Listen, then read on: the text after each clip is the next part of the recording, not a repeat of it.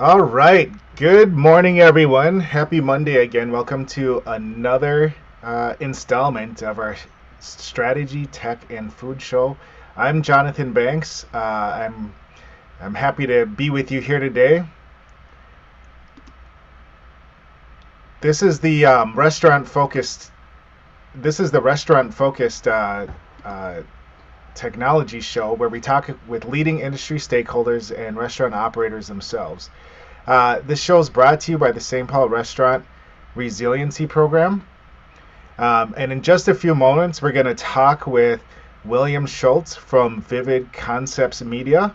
We're going to learn more from William, but first, we want to talk a little bit about some news that's happening with the program. So, first, the St. Paul Restaurant Resiliency Program is a program where we've helped over 50 restaurants in the city of St. Paul with their digital marketing, ordering, and delivery challenges that they've had to make over the past year or so, because of the pandemic, social unrest, and all the things that have made this time of doing business different than many other times that we've experienced. There are currently 18 restaurants active in the program, and we actually have a pretty big announcement to make today. As we know, staffing has become one of the biggest pain points of being a restaurant operator. So over the past week, the St. Paul Restaurant Resiliency Program launched a website called No Stress Hospitality. And I actually have that up on the screen. I'm sharing it now. So No Stress Hospitality is a way of leading restaurants into the future. So as an operator, you don't have to worry about using your time and resources to make effective job posts. That's where we're coming in to help you out. So staffing is such a huge concern that we wanted to make sure that restaurants have the resources they need. And if you go to this website, nostresshospitality.com, you'll find a way to really have a stress-free staffing experience. We've created some templated job descriptions that operators can use to create jobs of their own. We also have a place where you can schedule a meeting with the St. Paul Restaurant Resiliency Program to work through some of your staffing needs and concerns. And as I mentioned, there's five job templates that you can just use on here. They've been built so you can plug in some of your own information to post your job. Line cook, sous chef, server, executive chef, kitchen manager, and also general manager are listed there. And then also a really cool facet of this website is the ability to post your job now on Ramsey County's Hospitality Future Finder. So that's actually a really great resource that's put together by Ramsey County. It's focused on hospitality and making sure that hospitality jobs are very visible. And so you all can get the recruits that you need to come staff your kitchens and your restaurants.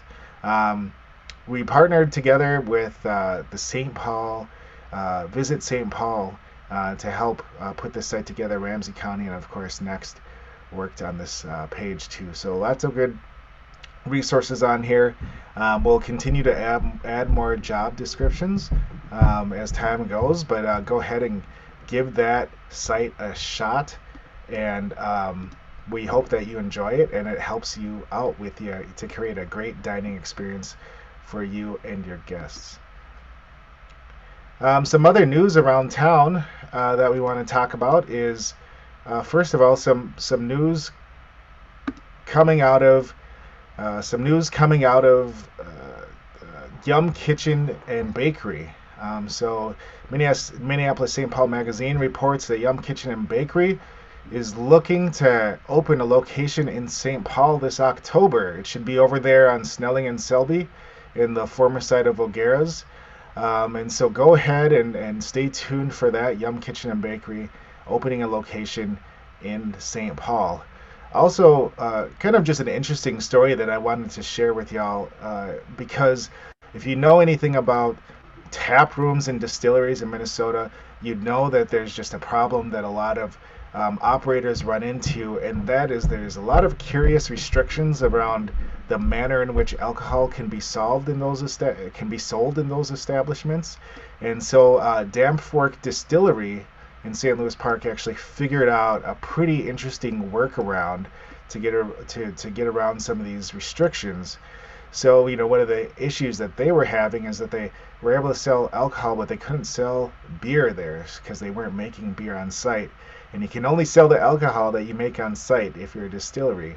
So what they found to do was to actually take NA beer from one of their partner breweries, so beer without alcohol, and bring that into their establishment and then add alcohol to it once it's at their establishment.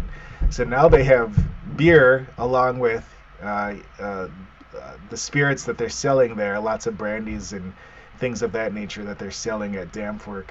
And the beer fits right in. Of course, it comes in non-alcoholic, but it reaches you, and it has the alcohol added back to it. So, kind of an interesting little piece of news there, a little idea. I love how people are innovating. And this is one of the things that we talked about over the past year and a half or so, is that if you can find an additional revenue stream that makes you less dependent on a single source of income, that's a great way of finding resiliency. And so shout out to Dampwork for doing that. Bridget Leffelholtz bringing that innovation with her and her team there. So lots of good news this week. Go ahead and check out NoStressHospitality.com. Check out Yum Kitchen and Bakery in St. Paul this October, and get on down to Dampwork Distillery for some beer at the distillery. Now I want to welcome our special guest. William, you still there? Still here. How you doing, man? I'm doing good. Good to see you. So, William, you're the owner of Vivid Concepts Media. It's a photography and video production company that specializes in making marketing content, video and photography with an emphasis on storytelling through vivid imaging. And you're an independent sales professional. You own Vivid Concepts Media. You're on the board of 3 different organizations, so you're a really busy person. It's really good to have you here today. Thanks for making time for us. Yeah, thank you for having me, Jonathan. I was on, previously this year, so it's always a pleasure to speak with you and connect with your audience and your people. Yeah, well, I remember when you were on before, and that was a really engaging conversation. And at that time, we were still kind of in the throes of the pandemic. I think we were recovering a little bit, but we're still it was a different time than we're in right now. I think right now, as we talked about, staffing is a big point of concern, and also what else is going to happen this year as far as with the Delta variant and maybe some more restrictions resurfacing. I've heard a lot of talk about that. So we might it'll be interesting to see how you are able to help folks, with their marketing concerns as we move forward. What types of problems do people usually bring to you when they start working with Vivid Concepts Media? Well, what we do here at Vivid Concepts Media is we specialize on creating social media content through storytelling media. What that means is I'll typically embed with a business and kind of document their people, their processes, their services, and their products through video and photography. And what we do is we create original content from that documentation. So when people come to me, they're typically people that don't have much of a social media presence at all, or they've had a page and they've fallen off. They just don't have time to post. And what we do is we jump in there, we create their new original content, we take over their social media accounts, and we create that content and we distribute that content at mass throughout their different accounts. So typically, Jonathan, most people that come to us just don't really have a good idea of what they should be posting on their social media accounts, or don't have a social media account at all, or they're just too busy to keep posting and creating new stuff for their social media. It seems like one of those things where, let's say picking up a hobby, right? This is, you pick it up, you want to start doing it. Maybe you got yourself a new bike. I'm going to start biking. You got it in the garage, and it's been sitting there for months, and you haven't touched it. Is that what happens with people's marketing sometimes?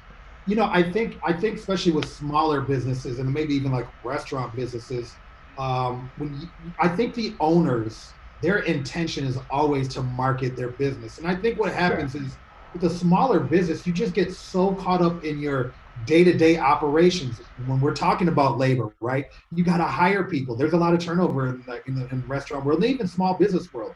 So you're worried about hiring and firing. You're worried about your profit and loss statements. You're getting your bills paid. All these other things. And what happens with a lot of business owners is marketing ends up becoming an afterthought. It's something that's there that you want to do, but where do you find the time to do it? And then sometimes marketing can be expensive, right? When you're dealing with email ads or billboards or some of the more traditional radio and TV, some of those more traditional methods of marketing, where one of the way that you can actually market your business for relatively low at a low cost is through social media content. Mm. So is that is cost a barrier that folks usually have? One of the problems that they bring to you too? I think cost or with the willingness to pay or seeing the value in it. I think a lot of times as a business owner, people their metric is, well, how does that transfer into sales? How am I going to be able to measure the money that I'm paying a company to post on my social media account to how many burgers or drinks or how many products or services I'm actually selling? And unless you're making, targeted marketing ads, like social media ads, like a Facebook advertisement, you're not going to really be able to build to kind of measure if it's working or not. Where you measure that in posting on social media is your engagement numbers, is how many people are joining your page or your group, how many likes you're getting. Even likes sometimes can be off because, like, if you're going, how many times do you go on Instagram and you see things that catch your attention, but you just don't like it for whatever Mm-hmm. reason? It doesn't mean you didn't see it. So I think the hardest thing is trying to find the value. Where can a business owner actually put the value at and see that they're getting a return on their investment? And the other thing is just the long term. I would say the long term play is when you're talking about content marketing and creating a brand through an awareness through social media content. It's a long term play. It's building a brand. It's not an instant. There's not a lot of instant gratification in that. So cost is a problem. Understanding the value of marketing is a problem. Having the time to do it is a problem. Having the ability to focus on it when you're like, I'm operating 1, 2, 3, 4, maybe more restaurants. How am I going to focus on what marketing looks like? So the ability to pay attention to that is a problem too, right? How do you help folks with these problems? Maybe Well, start with attention. How do you help an operator do effective marketing and maintain attention on what they need to maintain attention on?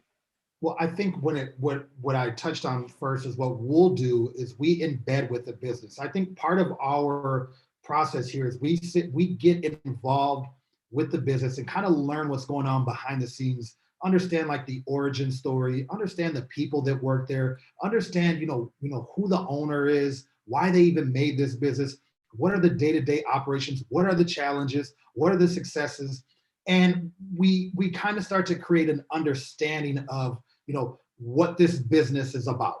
And in order to really gain attention, right, in the social media world, you have to tell a story, right? Because we're now, Jonathan, when we go on social media, believe it or not, everything we consume is a story. Every time somebody posts a picture, that's a story. Every time somebody posts a TikTok, that's a story. Like this weekend, I went to the baseball game with my family. I posted a picture of the Twins game. I just told somebody a story that, hey, I was at the Twins game with my family this weekend. So, what that, when we're talking about how do we get the owners to understand and kind of to see that value, it's saying that, look, how I help owners of businesses and marketers or general managers is, look, don't even worry about it. Don't worry about it. What I want you to do is focus on the aspects of your business that are most important to you, your operations and your production side, and let us focus on garnering that attention and building that brand for your business. And what we'll do is we'll create that content, but we'll also have monthly meetings, just a monthly Zoom call to keep them abreast of what's going on in the situation, what we're thinking. So we're still, that synergy still there between the ownership or the marketing department or the operations department, and with Vivid Concepts. So there's still that connection, that understanding of what the objectives are and what the content strategy is going to be on a monthly basis. Well, that's awesome. So it's kind of I'm trying to figure out of sight, out of mind. It's kind of it's kind of neither though. It's kind of maybe out of sight, but they've been able to put it to rest. The whole Right. idea of having this responsibility of marketing, the operator is able to put that to rest and know that it's Yeah. taken care of, right? I'll give you an example. A client of mine is the CEO and the owner of a company. And when we had originally sat down and talked, we were going to make her be kind of the face of her business and her because she just had the personality, right?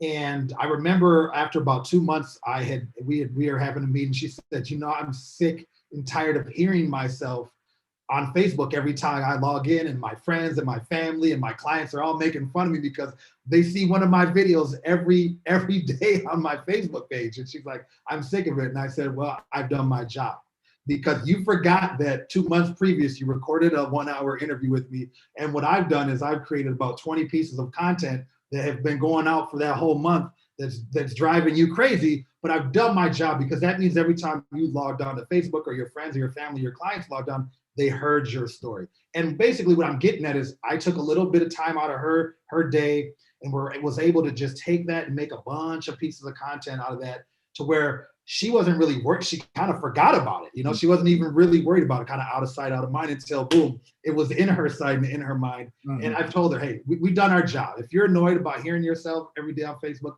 I did my job.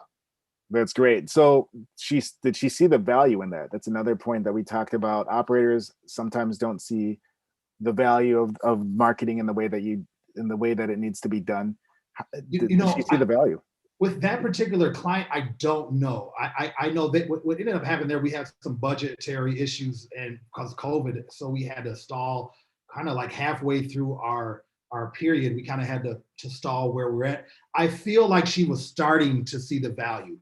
I feel like it is difficult that, Jonathan, you're kind of in the marketing sales and in this kind of world, we're very optimistic by nature, right? Because, every like, every view, every engagement is like a step closer to maybe a potential sale or something. But I don't always feel like somebody who doesn't have that marketing mind they don't always see it that same way. So sometimes it's your sale job is just kind of selling somebody on that value. True. Well, how do people feel once they've finished working with you? I haven't, that's the only person that we've actually have been done. Everybody else we're still working with. Okay. And I know maybe you get through a campaign or get through a milestone. I mean, what we've seen is happiness. We're seeing that, oh, wow.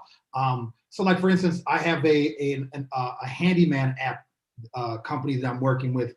And in the first month, we increased their engagement or their reach, by over 3,000%. And they were ecstatic because a lot of owners, they want to tell their story. They want to post stuff. They just don't have time, right? Mm-hmm. Or they just don't have the resource. They don't know how to go out and film something for 30 minutes and turn that into like 20 pieces of content. They just don't have that knowledge. So when people have worked with us, they've just been happy. That's the best word I can describe it, just happy, because they get to see their business come to life on social media, where a lot of businesses that we've worked with, they just haven't had that opportunity. So it's kind of like, somebody wanting to, let's say somebody wanting to see their kid, become a better hitter at baseball, right? Their kid's always struggling hitting. And the coach went in there and tweaked his swing, and little Johnny got a couple doubles in their first game. And they're like, yes, I have finally seen that this work and this sacrifice is paying off. So that's kind of how I would look at it. They're satisfied and happy. Well, that's great. So you make operators feel like they just hit a double. There you go. And if they stay in the game long enough, they'll eventually start hitting triples and home runs. Well, that's awesome. Well, great. Well, I really appreciate you joining us this week. How can folks best get a hold of you? If I want to have a conversation with you, or if maybe I want to start working with you, what's the best way to talk to William? I think the best way to reach out to me is just to go to @VividConceptsMedia right there on Instagram. It's a public business page, so anybody can just put that in on Instagram and find us. Just @VividConceptsMedia, and just shoot a DM there, and I'll get back to you. That's awesome. @VividConceptsMedia. Okay, thank you, William. We appreciate you coming on to talk with us today. It sounds like there's a lot of opportunity for operators to reach out to you and have their marketing and advertising problems solved through a really hands-on embedded type of engagement. So that sounds really great. Thank you for coming on today, William. Thank you very much. It's an honor. It's a pleasure. Thank you very much, Jonathan, for having me on again. And I would love to come back anytime. Well, we'll definitely make sure to extend you an invitation. And we've invited for next week, we've invited David Howard from Bento Box to join us next week. So we'll have a great conversation with Bento Box. They are a restaurant website and e-commerce platform, a really expansive platform that integrates a lot of the things that you do, William, with marketing and social media and websites and all that connected back to the operations of the website. So it'll be very fun to talk with Bento Box next week. David Howard's coming on from them. We'll see you here again at 10:30 then.